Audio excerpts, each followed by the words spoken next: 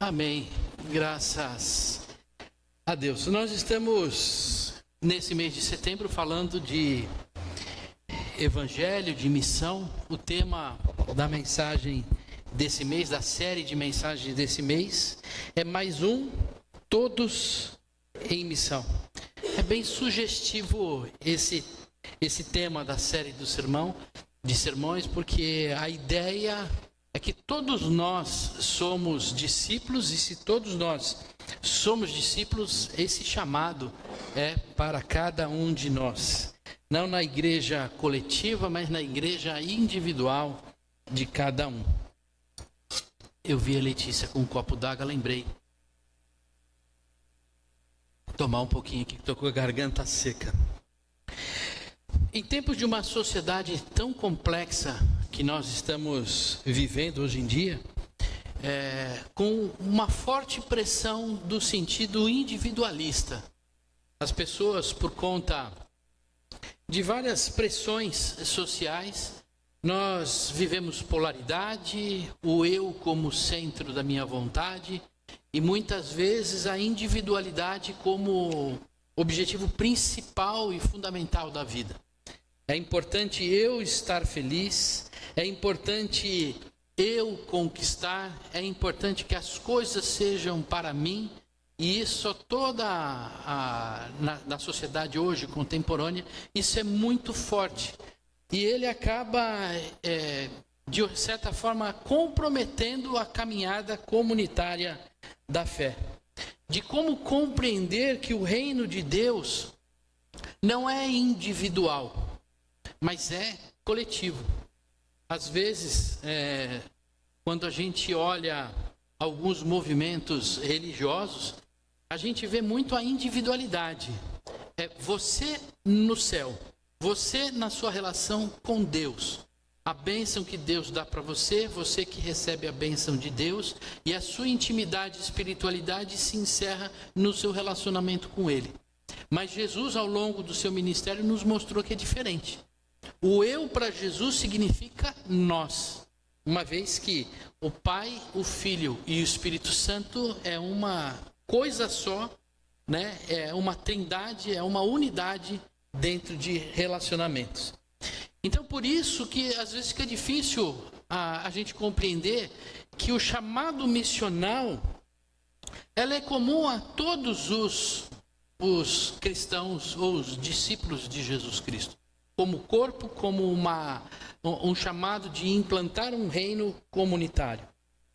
O tema do sermão de hoje, né, é Mesa Aberta. Ele tem esse olhar missionário de Jesus, que ele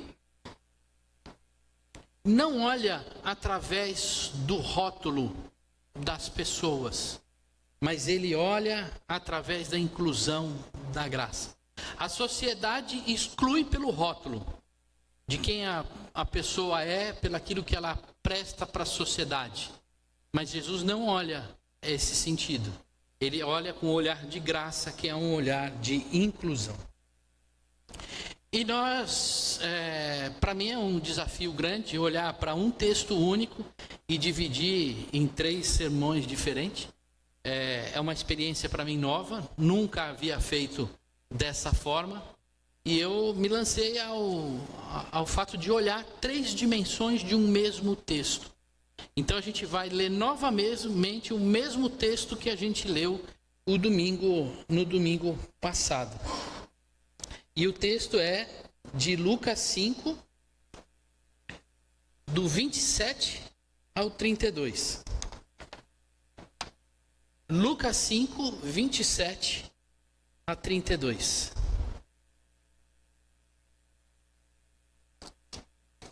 O chamado de Levi ou o chamado de Mateus. Depois disso, Jesus saiu e viu um publicano chamado Levi sentado na coletoria. E lhe disse: siga-me. Ele se levantou e, deixando tudo, o seguiu. Então Levi lhe ofereceu um grande banquete em sua casa. E era grande o número de publicanos e outras pessoas que estavam com eles à mesa. Os fariseus e seus escribas murmuravam contra os discípulos de Jesus, perguntando: por que vocês comem e bebem com os publicanos e com os pecadores?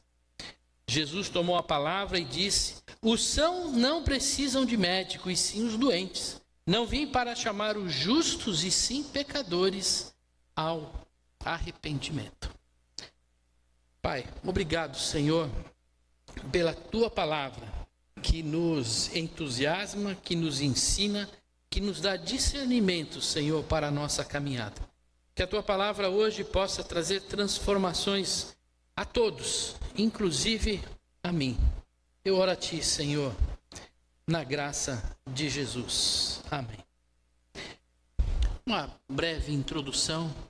Domingo passado, nós vimos Mateus, um publicano, coletor de impostos, uma pessoa improvável, desprezado pelos judeus, que representava traição e pecado.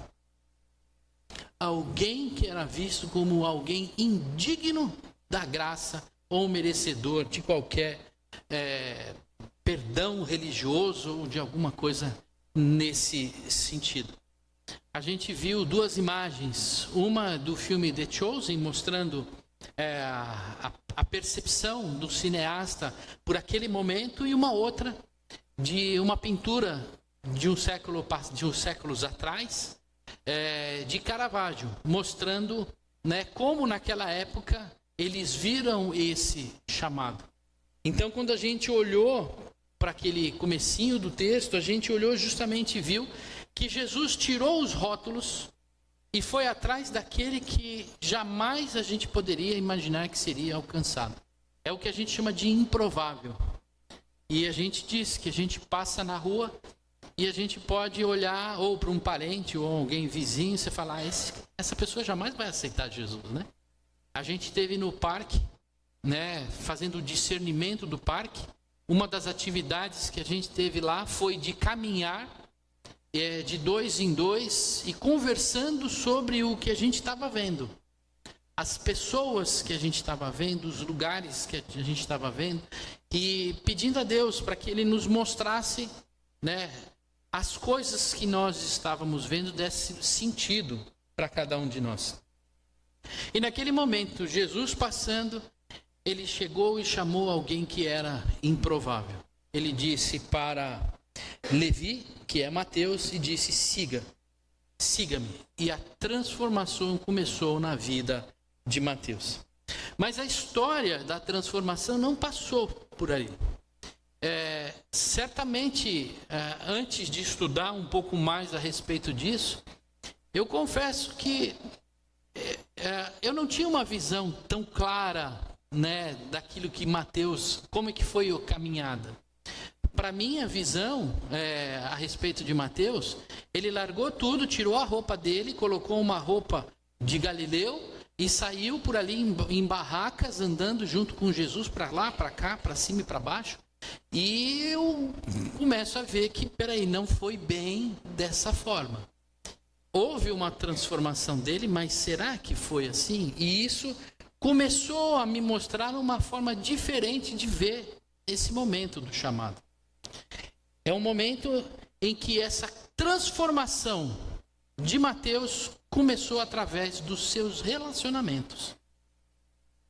Mateus começou a conversar com os seus amigos de trabalho. E essa transformação se deixou muito evidente, porque ele falou: Jesus, vem na minha casa. Vem na minha casa, senta comigo, com os meus amigos aqui. Porque isso que eu recebi de chamado, essa graça que me alcança, eu quero mostrar para os meus amigos.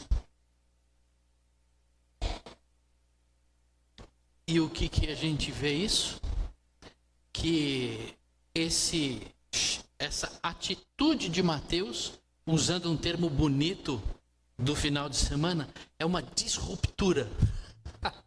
Eu estava tentando entender o que é disruptura, Mas é uma transformação daquilo que Mateus era para aquilo que ele passou a viver, dos seus conceitos para os novos conceitos que ele passou a viver. E ele começou a ver, e Jesus começou a mostrar que a transformação é essa a graça, quando chega, é essa transformação. Ela rompe com o que você é no passado e começa a trazer uma nova questão para você de vida. E isso é o nascer de novo. Por isso que a gente chama, o Jesus fala que Nicodemos devia nascer de novo, não do ventre da mãe, mas fazer essa ruptura com aquilo que ele pensa. E esse chamado, ele partiu, essa transformação, especialmente nesse chamado, partiu através da mesa. Então, nós vamos nos ater num único versículo, que parece pouco, mas tem tanta informação maravilhosa. Quem tem feito aqui estudo de Atos, a gente pega um versículo, às vezes pega uma perícope grande, isso aqui está tudo tranquilo, mas às vezes um versículo a gente vai em cada ponto, cada coisa transformadora que tem ali. E nós vamos olhar só o versículo 29, que diz assim: então Levi lhe ofereceu, primeiro. Segundo, um grande banquete. Terceiro, em sua casa. Quarto, tinha publicanos. Tinha uma multidão de pessoas lá dentro da casa dele. E outra, sentados à mesa com ele. Nesse tempo de fragilidade humana que nós vivemos, nas relações que nós temos na sociedade, essas relações se tornam instáveis, superficiais e frágeis, fruto do individualismo. E eu vou nesse ponto mostrar como isso é real. No passado, em alguns filmes históricos, e a gente olhando para nossa avó, para os nossos pais, a gente vê que os relacionamentos eram duradouros porque eles se encontravam em casa. Um ponto importante, eu estava assistindo agora à tarde um trechinho de um documentário que a Madá estava assistindo em casa, falando por que as pessoas em algumas regiões vivem mais de 100 anos, em média. E um dos pontos importantes trouxe para nós que o viver, a família viver, se encontrando, caminhando junto, cuidando junto, é uma das questões que levam a uma vida longeva. As pessoas que não têm esse relacionamento forte de sentar à mesa, esses vínculos que são individualistas, elas não dentro dessa longevidade, isso atrapalha a longevidade. O que ajuda na longevidade é o viver em comunhão e em relacionamento.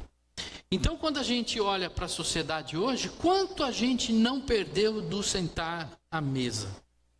Quanto a nossa mesa está ficando vazia ou só conosco mesmo, ou com aqueles que a gente entende que fazem parte do nosso círculo e não abrindo para outras pessoas. Esse desafio chegou à igreja. Não é só uma situação social, mas é uma situação que impacta a comunidade da igreja. O relacionamento como igreja. Porque se nós perdemos o vínculo com o nosso vizinho, e o nosso vizinho está do nosso lado há 10 anos e a gente não sabe nem o nome dele, porque quando ele fecha a porta dele é que eu abro a minha para sair, quando eu volto ele não chegou e a gente não se encontra, como que isso então vem entrar dentro do seio da igreja e afastar o corpo de Cristo desse relacionamento? A gente passa a viver individualmente a nossa fé. Eu tive experiências no início da minha conversão, em que a orientação da igreja é assim: não fale com a pessoa do lado, porque ela pode te derrubar. Porque você tem fé, mas você não sabe a do lado. Então cuidado com ela. Mas é o contrário do evangelho. O evangelho é: você é filho de Deus, ela é filha de Deus, abrace, porque vocês dois vão se aquecer, vão se sustentar e crescer na fé. Com isso, a igreja perde a oportunidade de doar e de receber, deixando de desfrutar de uma dimensão mais profunda e saborosa da vida. Como é bom sentar com os irmãos e dar gargalhada e contar e comer uma comida boa. E a gente vê, sábado a gente esteve aqui almoçando, como foi gostoso conversar de tantas coisas. Lá no parque, a gente ao ar livre, conversando. Então a primeira coisa que me chama a atenção nesse texto é que a conversão se manifesta externamente. Esse é o primeiro slide lá. A manifestação, a conversão se manifesta externamente. E qual que é o problema que a gente enfrenta nessa questão de exteriorizar a nossa fé? Porque muitas vezes nós estamos vivendo com fé secreta. O que vale é o meu sentimento para com Deus. A minha fé é minha com Deus, eu não quero nem saber. Eu amo a Deus, eu me entreguei a Deus, mas isso não se torna externo. Eu não creio em que uma pessoa seja transformada no seu íntimo, que isso não venha a se exteriorizar nas suas atitudes. Como que eu posso dizer que eu sou convertido, que eu mudei, nasci de novo, se as minhas ações e minhas atitudes continuam as mesmas do que era no passado? Ô Lucas, só põe o slide anterior lá. A conversão se manifesta. Isso. Não é possível amar alguém sem expressar atos de amor. Diz que me ama, eu te amo, mas eu te amo, você não faz nada de amor por mim? A gente espera que a pessoa manifeste o amor dela. Não pode ser só um amor de palavras. Eu amo, mas isso fica interno. O amor se expressa em atitudes, em gestos, em proximidade, em carinho, em reconhecimento. Mas são expressões externas que atingem um outro. Não fica só dentro do nosso coração. Não é possível ser empático se não houver atos de aproximação. Aquela pessoa empática, porque é um conceito que está na vida dela? Não, ela é empática porque ela se aproxima do outro. Ela tem aquele olhar que ela sente a dor do outro, se coloca no lugar do outro. Mas para isso ela precisa de atitudes. Não é possível viver o reino de Deus se não agir como discípulo de Jesus. Eu vejo que muitas vezes a gente diz: você é cristão? Sou cristão. Mas cadê o fruto das suas obras? Se o cristianismo é levar o evangelho àquele que está perdido, de que forma você tem feito isso? Não, eu sou convertido, fui salvo, Deus me conhecia no ventre da minha mãe, portanto não se fala nisso. Mas o quanto essa transformação mudou o seu ser de forma a você colocar isso para fora? Esse é um ponto importante que a gente tem que pensar. O quanto esse evangelho tem me entusiasmado a colocar para fora, a exteriorizar isso que tem dentro do nosso coração. Vimos essa transformação externa na vida de Mateus. Olha a mudança dele. É importante a gente ver que houve uma mudança. Primeiro, ele abandonou seu status. Ele já não era mais publicano, mas agora ele era da seita do caminho. Ele já não era mais aquele cobrador de impostos, mas ele era a pessoa que andava com Jesus. Olha a coragem dele de mudar o seu status social. Ele abandonou a segurança que o dinheiro dava para ele. Porque na coletoria de impostos, os coletores, não há nenhum relato que Mateus era um ladrão, assim como Zaqueu, mas todos os coletores de impostos desviavam dinheiro. Era uma tradição na coletoria de impostos. Não há relato em relação a Mateus, mas ele era um publicano, coletor de impostos, desprezado pela sociedade e considerado como um indigno. E o que ele vem? Ele abre mão de toda essa segurança financeira para viver um status e um modo de vida completamente diferente daquilo que ele vinha vivendo. Imagina que aquele grande publicano que dava com certeza festas na sua casa, porque senão ele não teria convidado Jesus e seus amigos para uma festa na casa dele. Com certeza ele dava grandes festas, mas não eram festas que levavam a palavra de Deus, ou que nem nós cristãos que nos reunimos para uma comemoração. Eles viviam da forma com que o mundo vivia naquela época, com que a sociedade e os publicanos e pecadores viviam naquela época.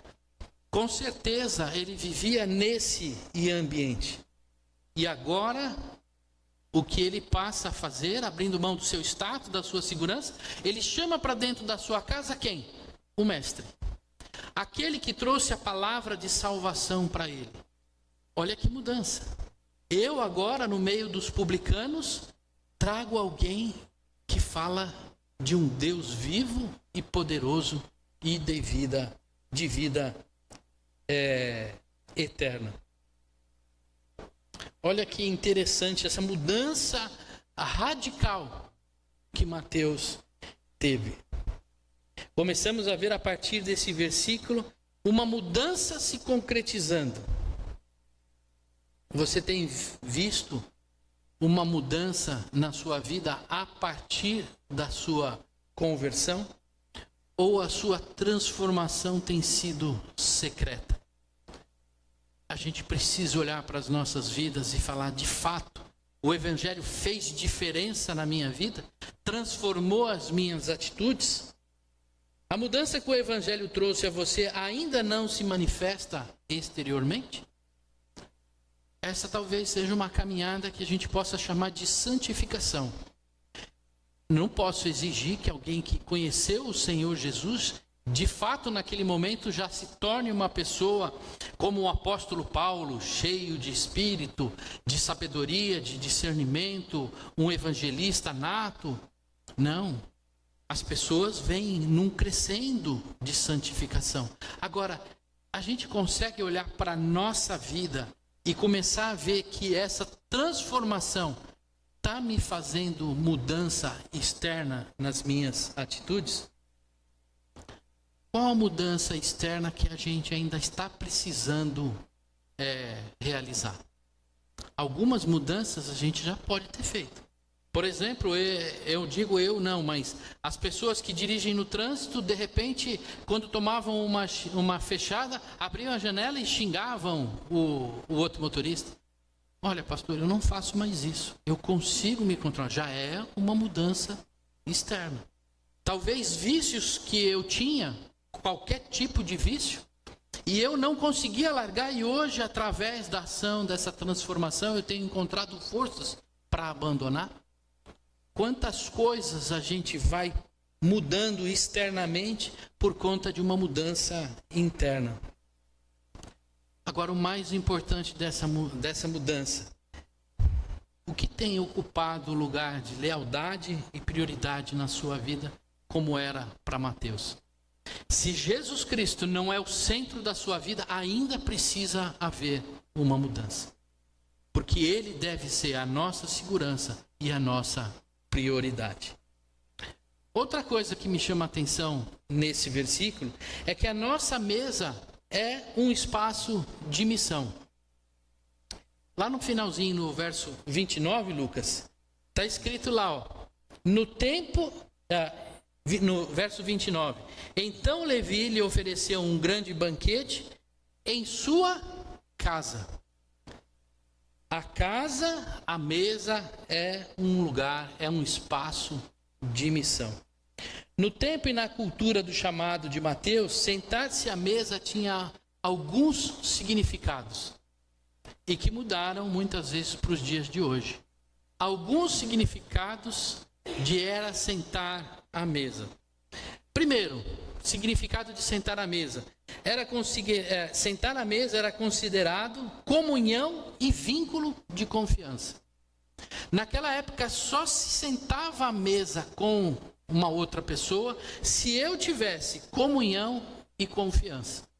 Enquanto não se estabelecesse comunhão e confiança, a pessoa não sentava à mesa. Nós conversamos com um missionário que estava no Oriente Médio, e ele falou para nós que ele era vizinho de um árabe. E meses e meses e meses e meses, e nada do árabe convidá-lo para tomar um café na casa dele. E ele convidava o árabe e o árabe não ia. Depois ele foi entender que ele só foi chamado a hora que eles criaram um vínculo de confiança entre eles. A partir dali sentavam à mesa. Porque na mesa se compartilha intimidade, amizade e aprovação mútua. Será que nós convidamos qualquer um para sentar à nossa mesa? Quanto a gente tem reservado a nossa intimidade, a nossa mesa, não permitindo que outras pessoas acessem esse ambiente seguro? Naquela época também significava um símbolo de apontamento e de posição de status social. Rico com rico, pobre com pobre. Simples assim. Publicano com publicano, religioso com religioso, escravo com escravo. Não se misturava, nem socialmente, nem religiosamente. Você é impuro, você não senta à minha mesa. Ora, o que a gente, muitas vezes, a gente encontra na nossa caminhada? Eu convido para almoçar em casa ou tomar café em casa, só quem é da igreja, porque é da fé. E quem não é o seu vizinho? Não, ele é do mundo. Como? Mateus está mostrando, e Jesus aqui nesse momento histórico relatado por Lucas, está mostrando que naquele momento a ponte importante foi o estar dentro de casa. Jesus vem e ele quebra, ele rompe com essa estrutura de exclusão e ele traz uma cultura de inclusão para dentro do reino de Deus. Abrir nossa casa, nosso tempo e nossas amizades com intencionalidade pode ser mais missionário do que grandes estratégias. Às vezes a gente fica pensando em campanha evangelística. Vamos sair todo mundo à rua com um panfletinho na mão, já decora quais são os 5 passos da conversão, e aí a gente sai batendo de porta em porta. Isso é evangelismo. A mesa da sua casa, o seu tempo, a sua dedicação é muito mais importante e eficaz do que a gente sair na rua batendo de porta em porta.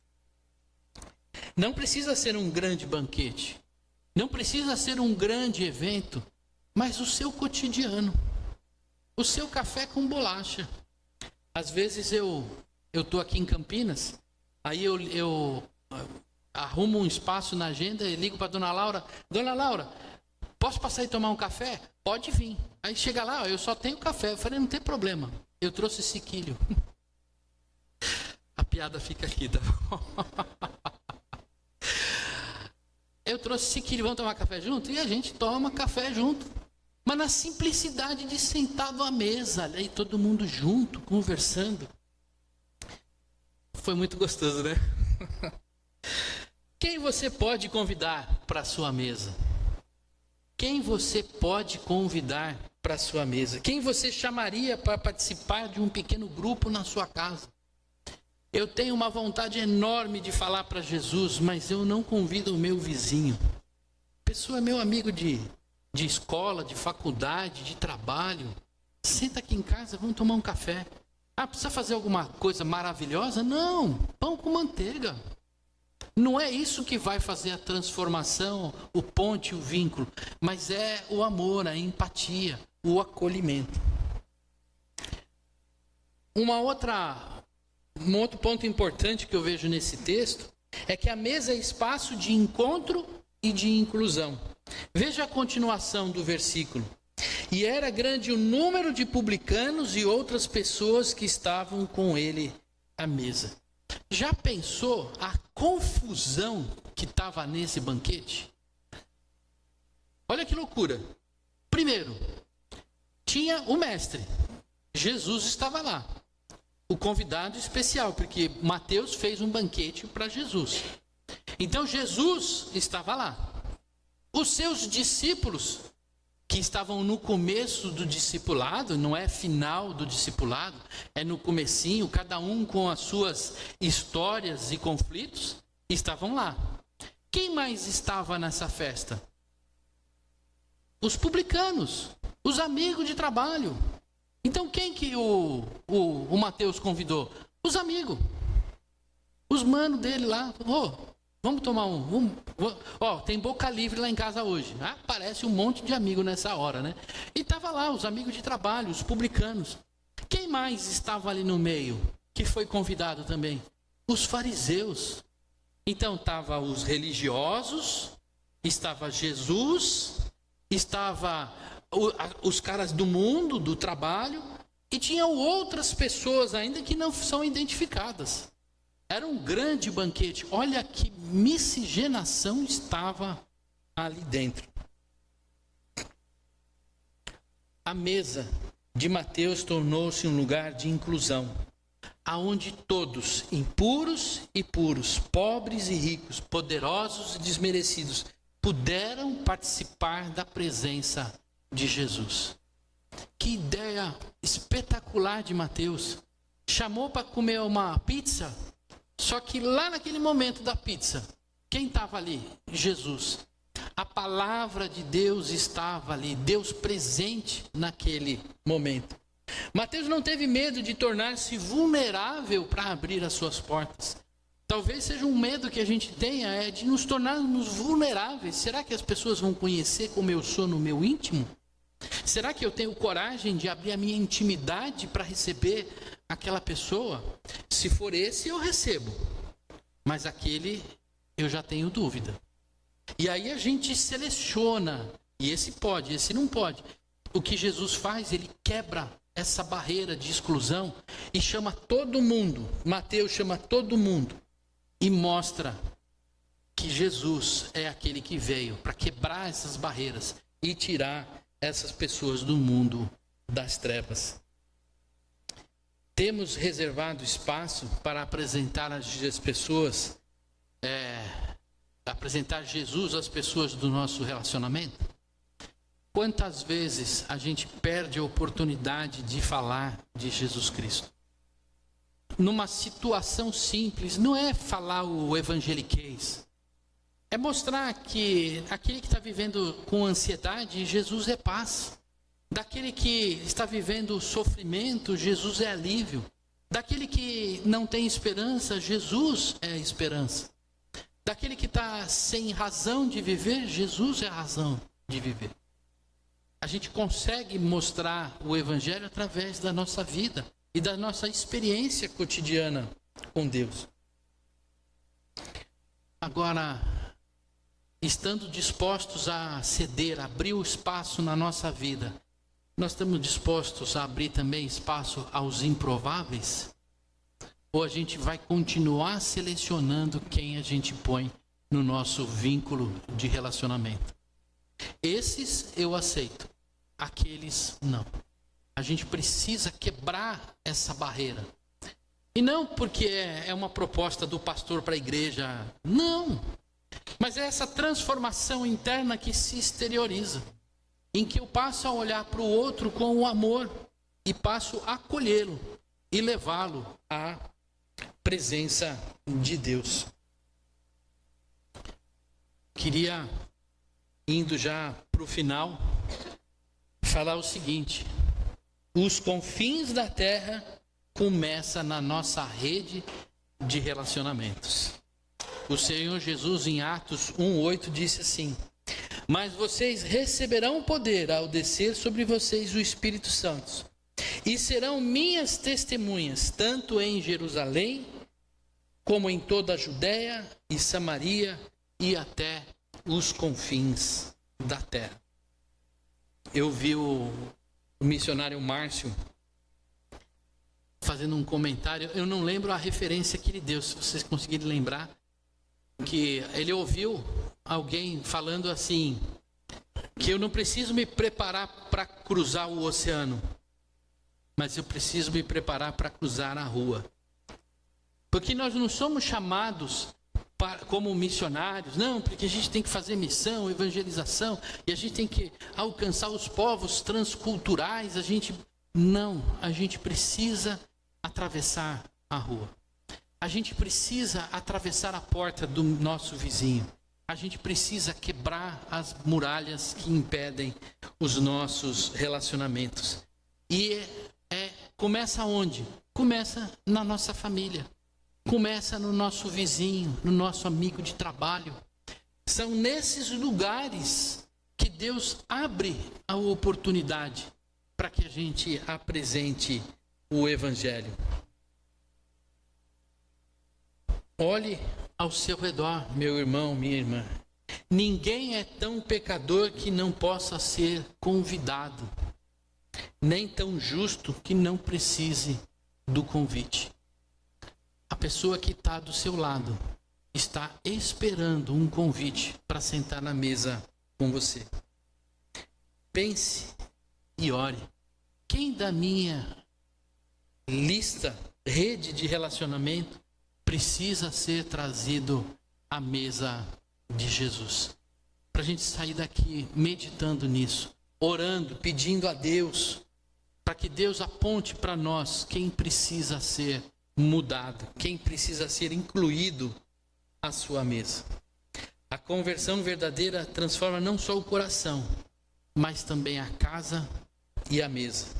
Mateus nos ensina que seguir a Jesus é abrir espaço para que os outros encontrem Jesus. E o desafio? Usar nossa casa, nossa mesa, nossos relacionamentos, nossos recursos como os instrumentos missionários da graça de Deus. Amém? Feche os olhos mais um momento. Pai, obrigado, Senhor, pela Tua palavra, Senhor, que nos ensina e nos entusiasma. Eu sei, Pai, que não é fácil, Senhor, nós mudarmos o nosso jeito de pensar, de agir, superarmos as barreiras que muitas vezes nós mesmos nos colocamos. Mas o que eu peço a Ti, Pai, é que o Senhor desperte na Tua igreja aqui na Vila IP, Pai, esse desejo, Senhor, de alcançar aquele que está perdido. Senhor, quebra, Pai, tudo aquilo que tem nos segurado, nos impedido, Senhor, de alcançar o próximo. Nos prepara, Senhor, para que nos momentos que o Senhor nos apresentar às pessoas, tenhamos coragem, certeza e segurança, Pai, de que o Senhor está neste processo. A Ti, Senhor, colocamos a nossa vida ao Seu dispor. Usa-nos, Senhor, como instrumentos para a ampliação do Teu reino. Eu peço a Ti, Senhor, em nome de Jesus. Amém.